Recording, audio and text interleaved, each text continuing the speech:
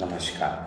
শ্রীমদ্ ভাগবত গীতা অষ্টাদশ অধ্যায় মোক্ষযোগ শ্লোক 22। যত্তু কৃতস্নবদেকস্মিন কার্যে শক্তমহিতুকম অতর্থার্থ বদল্পং চ তত্তঃ মস্মুদাহৃতম। কৃতস্নবৎ পরিপূর্ণের ন্যায় একস্মিন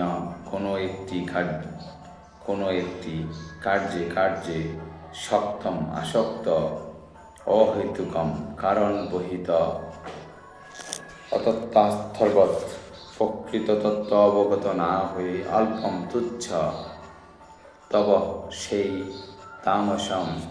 তামসিক উদাহৃতম কথিত হয়। অনুবাদ: আর যে জ্ঞানের দ্বারা প্রকৃত তত্ত্ব অবগত না হয়ে কোনো একটি বিশেষ কার্যে পরিপূর্ণের ন্যায় আসক্তির উদয় হয়, সেই তুচ্ছ জ্ঞানকে তামসিক জ্ঞান বলে কথিত হয়।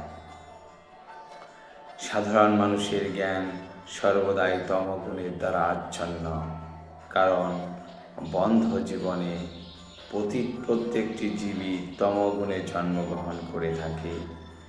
যার জ্ঞান নির্ভরযোগ্য সূত্র বা শাস্ত্রীয় অনুশাসন মতে বিকাশ লাভ করেনি, তার সেই জ্ঞান দেহের মধ্যে সীমাবদ্ধ। শাস্ত্রীয় অনুশাসনের অধীনে কর্মসাধনের কোনো চিন্তা ভাবনাই সে করে না। তার কাছে অর্থ সম্পত্তি, ভগবান এবং দেহগত চাহিদার তৃপ্তি সাধনই জ্ঞান। পরম তত্ত্বজ্ঞানের সঙ্গে এই ধরনের জ্ঞানের কোনো সম্পর্ক নেই।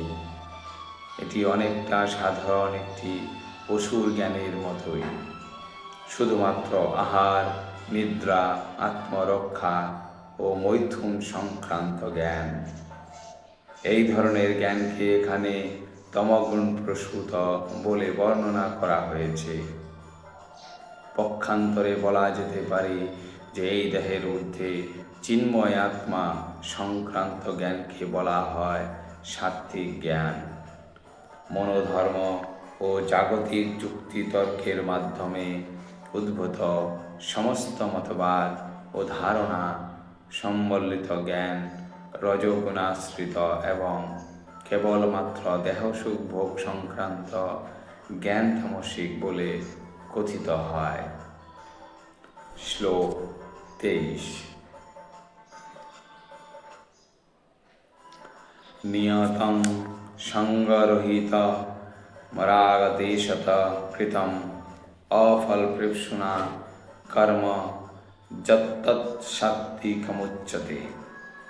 নিয়তম অর্থাৎ নিত্য, সঙ্গরহিতম আসক্তিরহিত হয়ে, অরাগদ্বেষত রাগ ও দেশ বর্জন পূর্বক কৃতম অনুষ্ঠিত হয়, অফলপ্রেপ্সুনা ফলের কামনা শূন্য কর্ম যৎ যে তৎ তাকে সাত্ত্বিক উচ্চতে বলা হয়। অনুবাদ: ফলের কামনা শূন্য ও আসক্তিরহিত হয়ে রাগ ও দেশ বর্জন পূর্বক যে নিত্য কর্ম অনুষ্ঠিত হয় তাকে সাত্ত্বিক কর্ম বলা হয়।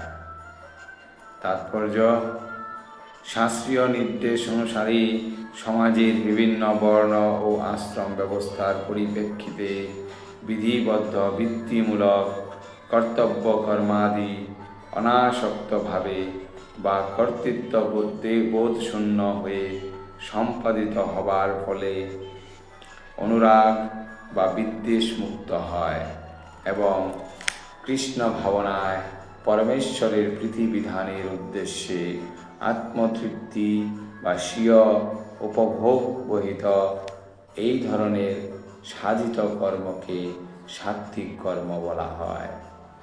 ধন্যবাদ।